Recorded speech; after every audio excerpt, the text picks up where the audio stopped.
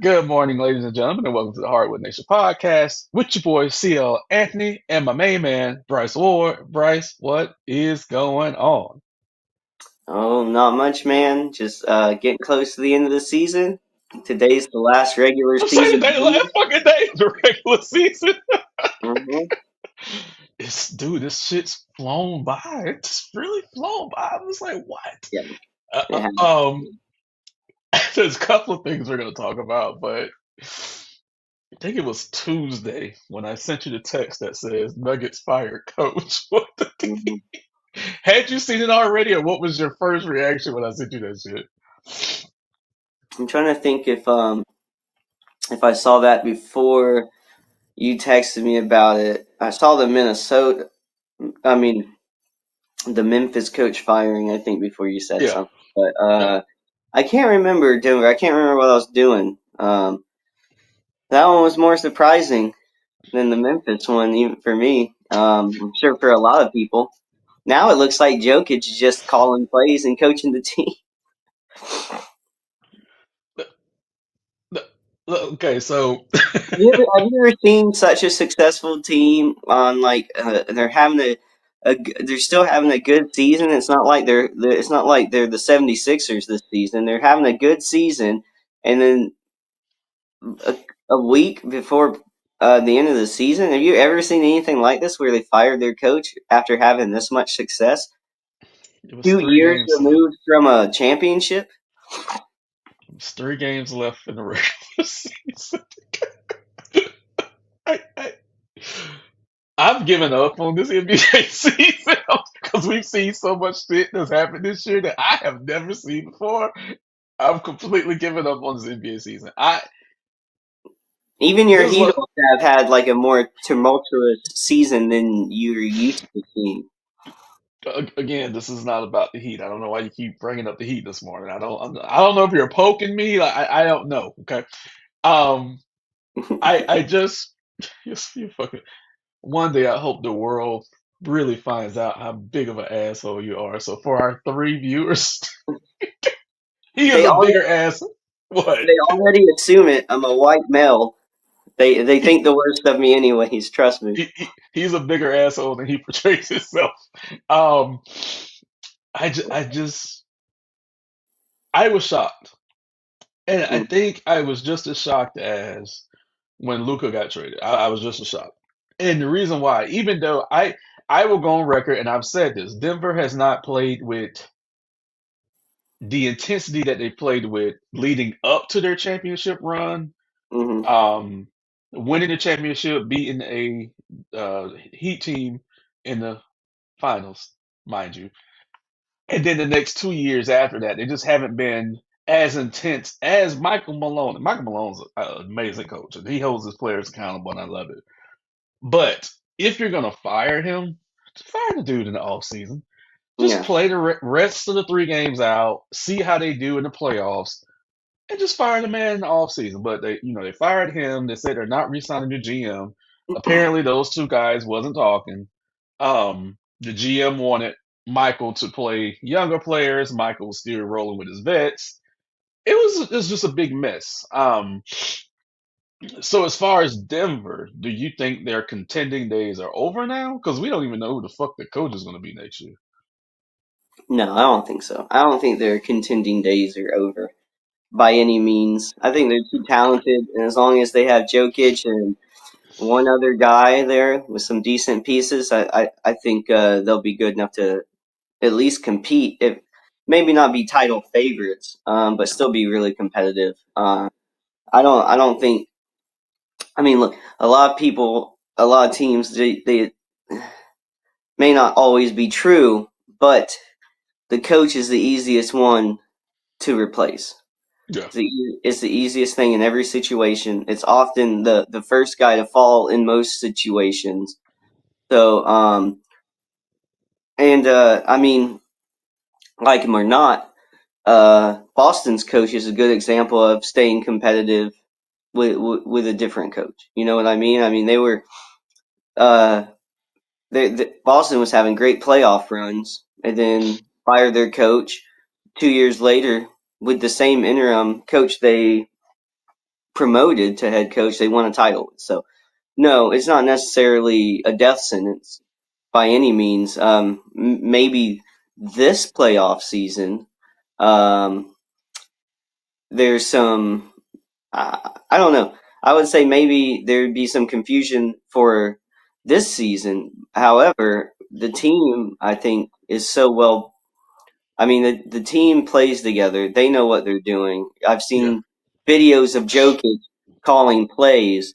I think those guys know pretty much what the game plan is and how to implement that. So I don't think it's going to be as bad as if it was like a bunch of younger guys or a team with less experience. I'd be more worried, but um, not necessarily. I don't think it's like necessarily a death sentence for Denver. However, I think it does make things a little more difficult in the immediate future, like these playoffs that we're about to go into. But I think going forward, I won't necessarily say that because we've seen around the league that other coaches can come in and still have a very high success rate.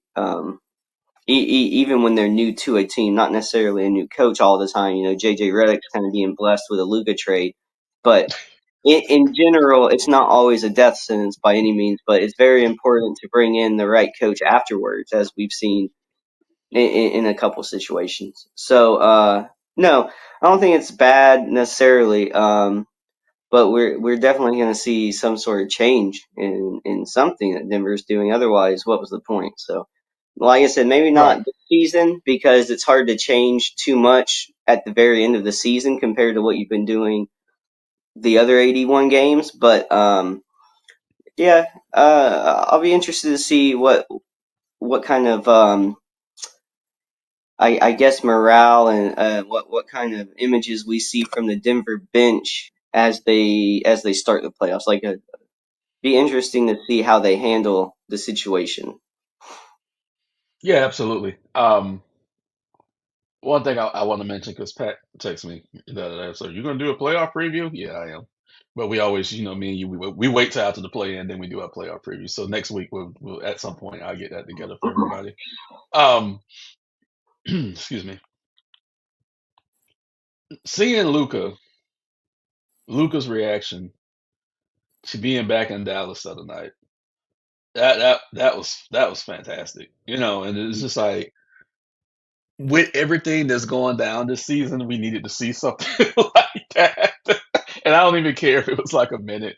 My soul needed to see Luka get emotional coming back to the place that he obviously loved to fucking death, and I wish death on that organization for trading him. It makes no sense.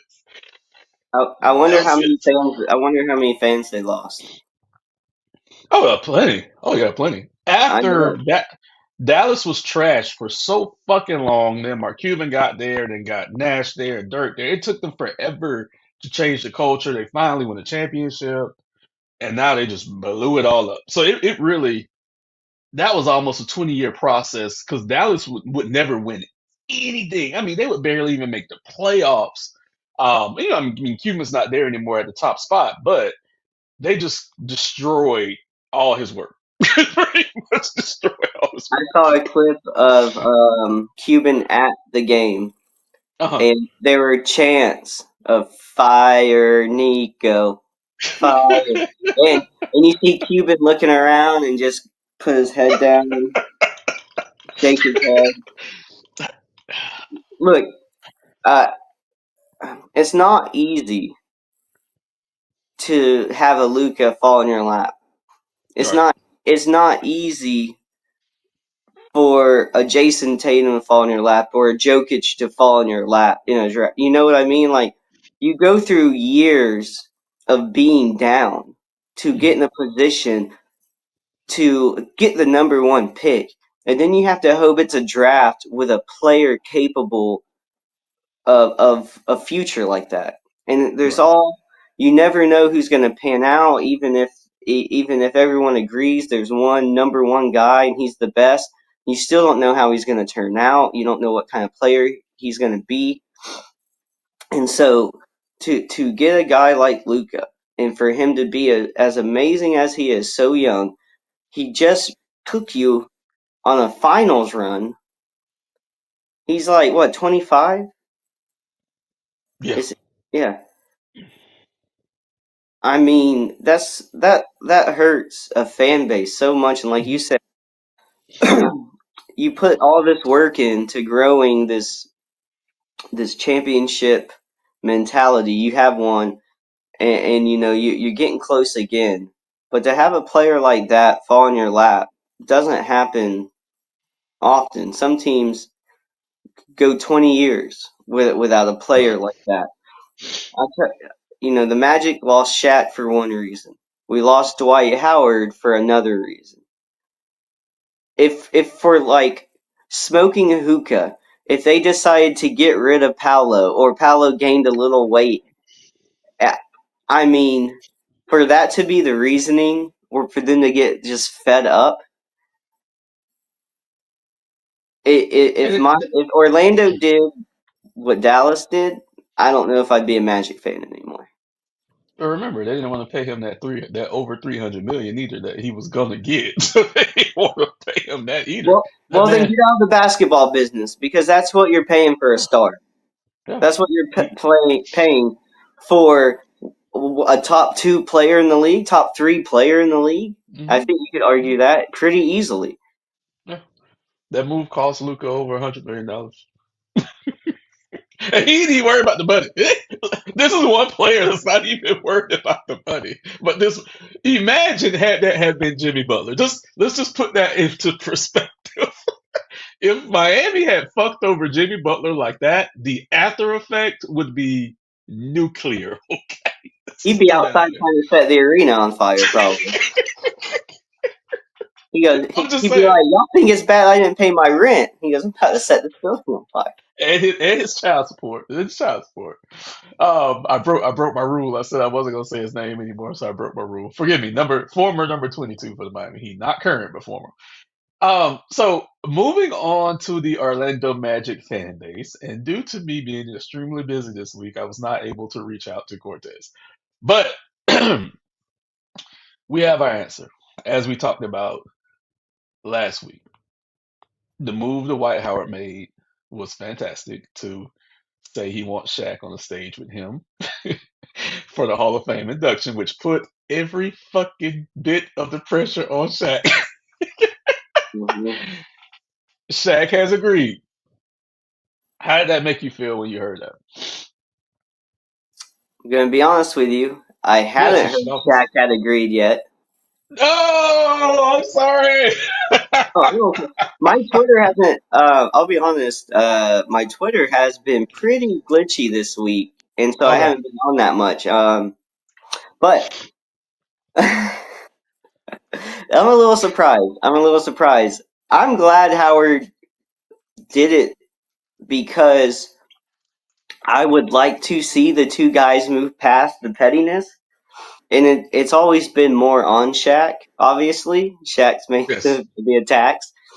So, you know, as a Magic fan, I would like for them to put that behind them, especially considering Dwight's not even playing anymore.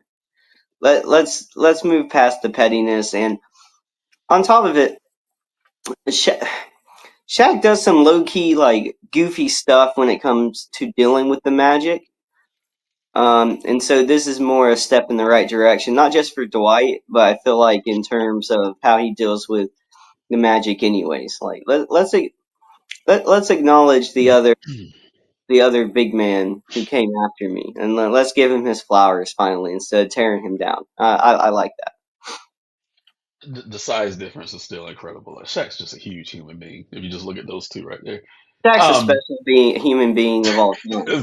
that's ridiculous. I mean, Um, a couple hundred years ago or 1,000 years ago, he should have been a gladiator, just destroying lions. he Like, would come he on, would have been a giant. Yeah, he would have been a giant back then. I mean, he's a giant now, but just imagine back then he would have been a giant. yeah, looks like Um, he's bigger than the mountain from Game of Thrones. yeah, that he is actually. He would pat the mountain on the head and be like, "It's okay." I will say this makes me happy. Now, with that said, there is a small segment of Orlando Magic fans who don't want this moment to happen. And I'm not saying any names, but I know there's a small segment out there. So I don't know how they're going. I mean, Shaq is not going to speak at the Hall of Fame. They just walk him up there and then the inductee speaks. So I don't know how that small segment of Magic fans are going to react to this. But like I said, it was a great chess move by Dwight because Shaq absolutely had no choice but to say yes. Because if he would have said no, it would have made him look 10 times worse. So Mhm. um, also from Dwight's standpoint, he is a sensitive guy.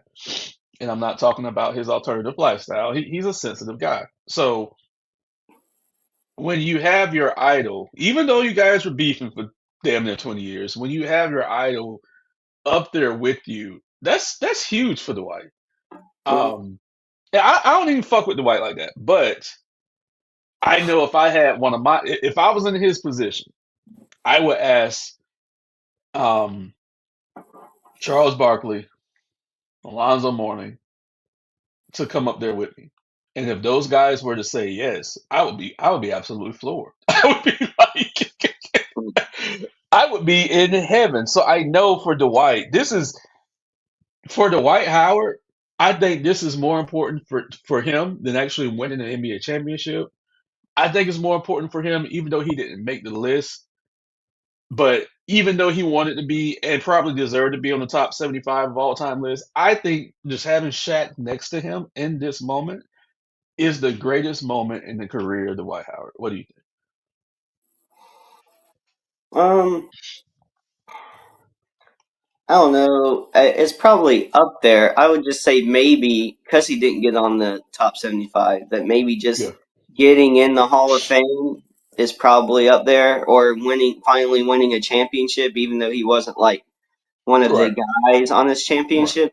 It's probably like up there, like around top three, because of all Hmm. the shade Shaq has given him, and also everything that goes into Shaq giving him the shade is like same position, same team, Yeah, similar career trajectory in terms of like I was at this team, I left, went to this team, kind of right, thing.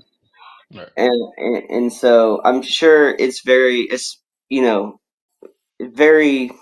public attacks on him over the years. So I'm sure with the clout that Shaq carries with him, and with all the history that they both shared, I'm sure it's right up there with getting in the Hall of Fame, with getting in a ring, because it's not like Shaq was like some nobody. It's like Shaq is still involved in commentating. He has a podcast. He's very much still a popular social figure as well. So I'm sure a lot goes into this decision to ask Shaq, and then for Shaq to turn around and say yes, I'm sure is a very big deal for Dwight.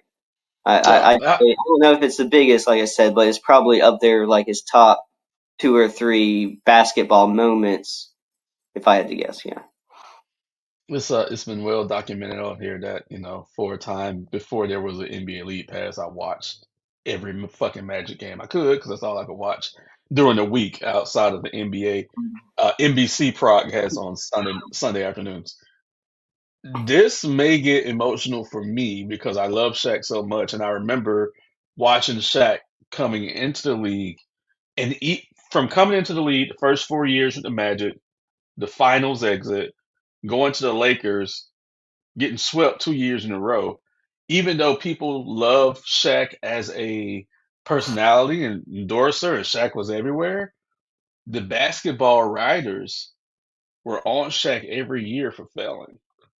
They did not think Shaq deserved to be on the top 50 list after 4 years in the league. They didn't think Shaq was serious enough to bring a championship to any franchise. So when Shaq tells Dwight, "Hey, I had it hard," in those first 6 or 7 years, Shaq actually did. Shaq was getting killed every year by the national media. He was getting destroyed. He was getting destroyed by older NBA centers who was like, "Hey, this guy doesn't take the game serious. He wants to rap. He wants to act. He wants to eat." You know what I'm saying? So he did catch a lot of hell in the beginning of his career, and that's what he would tell Dwight. "Hey, they was hard on me, so I'm gonna be hard on you." But I'm happy that this is happening. I'm really happy. Now we just need to figure out how to get Michael and Scotty on the same page. we we got to figure that one out. So we got to get Michael and Scotty on the same page. We got to get Michael and Isaiah on the same page. It's It's, tough. It's tough when your buddy's boy is banging out your ex, though. I don't know if he's still banging her or not because remember It he was doesn't matter if arrested. it's still. It happened. She takes some of the blame for this. Scottie Pippen Jr., I'm sorry. I know you don't want us talking about your mother, but she's a thought. That's just what it is. He was arrested in Orlando like 2 months ago and he had another snow bunny in the car. So it wasn't Larsa Pippen, it was some other snow bunny. So I don't know if he's still banging her or not. I'm just being Yeah, real. I wonder who. I wonder who's done better in Orlando, Tiger or little MJ. I'm gonna call him little MJ. Little MJ, I don't. Marcus has always been a fucking brat, but that's okay. I wonder how hard it is to not grow up a brat. Well, your dad's biggest dick ever. Yeah. So we're not gonna go into our. We did our too early playoff preview like a couple of weeks ago, so we're actually gonna do our playoff preview next week after the dust settles from this play-in tournament. I wish you well. I hope you guys beat Atlanta in this first game. This is the first time the Magic have been in the playing tournament, so we could use some tips from you, Heedle, on how to how to make the most of it. I mean, You guys just have beat Atlanta. Just beat huh? Atlanta. That's Yeah, all y'all gotta do. Beat Atlanta. Beat Atlanta. Then I don't have to worry about you guys. If you win, you'll have the seventh seed, so it's good. Then that way I don't have to play you guys in the play-in, so it's good. We're gonna beat Chicago, and then we're gonna beat Atlanta. are you really We're sure you're gonna beat Chicago? we're gonna beat Chicago. I We're don't. gonna beat Atlanta. We're gonna be the A seed, and then we're gonna lay down to fucking Boston. I will make one proclamation right here, right now. If the Heat, not if, when the Heat again has to play the Boston Celtics in the first round of playoffs, we'll actually play Cleveland. Forgive me. Yes, we'll play Cleveland. What I was gonna say was, if he had to play Boston one more time, I was not gonna watch that series. I like my chances with Cleveland. I do. I really No, do. I like my because chances with Cleveland. you're gonna get smashed No, no, by no. With Boston, we would have got smashed. We would have got smashed with Boston. you're gonna no, you're gonna get more smashed with Cleveland. Let me tell That's you this disrespectful. That's season. This disrespectful. season. That's First off, disrespectful. first off, the Bulls are on a heater, and you're not gonna get past the Bulls this season. That's my prediction. You're gonna lose in the play-in to the Bulls, and even if you did beat them, We would beat Atlanta. Get the fuck out. You're the only one scared of Atlanta that on here. that no. That I do believe you on. I think of those of the three teams now with where they're at currently, I would rather play Atlanta than Chicago or you guys. You guys match up against us a little bit better because of We Bam. I don't know. know. Yeah, We know. Y'all can't do nothing with but that. We know. but I would much rather play Atlanta than Chicago. And if I was you guys, I would also want Atlanta. I wouldn't want any part of Chicago right now because they seem to be on fire. So That's good luck cute. with That's that. cute. Good That's luck with cute. that. Even if you do beat them, you're gonna get destroyed by Cleveland. New number 22 for the Miami Heat has been out of in and out of the lineup the last couple of weeks of the season. Okay, so if new 22, and I'm speaking of Andrew Wiggins, if new 22 is going to be playing, because I think they kind of set him down so he could get over all these little nagging fucking injuries and shit. Mhm. If new 22 is going to be playing, I like my chances against Chicago, and I like my chances against Atlanta. And then Cleveland, actually like my chances against Cleveland. I don't want to see Boston ever again in my life in the playoffs. I don't. I'm sick of them. I can't deal with them. And I'm speaking specifically of them playing Miami. Now, in the Western Conference, things are too tight. We'll know this afternoon who's going Mhm. where. I'm going to say this and then we're going to leave. For the 7 teams that are going to be in the playoffs next week, the 7 teams, please, God, as much as I love Golden State, as much as I love Steph Curry, I don't want Jimmy Butler nowhere near the NBA Finals. Okay, please. I'm about to tear up. Okay, because I'm in my feelings. Lakers, Nuggets, Houston, please, somebody. OKC, who I still don't believe in. Somebody, please. I'm begging you. Jimmy Butler cannot get to the NBA Finals this year. I will not be able to deal with it. I won't. I won't. I have a new thing to root for in the West. I'll tell you that much. This gives I me so just, much joy, only because the love and admiration and respect and all the hope that you used to have in the Jimmy Butler Miami Heat. It's almost like you were you were like a couple and you got engaged and the whole engagement went bad and at the last minute you break it off. And it's like you still love that person, but they hate you. And then they go to another team and you're watching the other team thrive. That is rough. That is rough. But Jimmy Butler has has a habit of leaving teams in his wake of destruction. And the Heat, despite having the he was culture with us and longer than anyone, by the way. the reputation of turning around players and having other players buy in, Jimmy Butler said, "Get me the fuck out of here. I hate it here. I'm gonna burn it down." Now Golden State is one of the hotter teams in basketball. It's a fun roller coaster ride to watch if you're not a Miami fan. This is nothing personal against Stephen Curry. Stephen Curry knows how much I love him. He know, even though I thought he would never be a good NBA player, which was the worst take in the history of basketball. I own that. I love everything about Golden State. I love Draymond, even though he punched my boy Jordan Poole. I still fuck with Draymond. I love Steve Kerr. I'm telling you, I love the Golden State Warriors because they helped me stop LeBron so many times. I can't have Jimmy get to this. I just can't. I cannot. I won't watch. I won't watch it. I will not watch it. I can't. I don't even know who the fuck they're gonna play. We'll revisit this next week. But I'm telling you, from now until fucking June, that's all you're gonna hear. I'm gonna be the biggest Golden State Warrior hater you will ever see in your fucking You're life. And you are gonna be the reason they go for it now. Because you're gonna want to see you want to see the opposite so bad that I do. I they're do. gonna they're gonna have this great playoff run. I want absolute fucking chaos. I'm telling you. Clay, I'm happy you're gone, so I don't have to hate on you because I still love you. Everyone else, I hate you until June. so so we're gonna wrap this up for this episode of the Hardwood Nation podcast. Please like, subscribe, and share our content. Drop comments below, and we are out.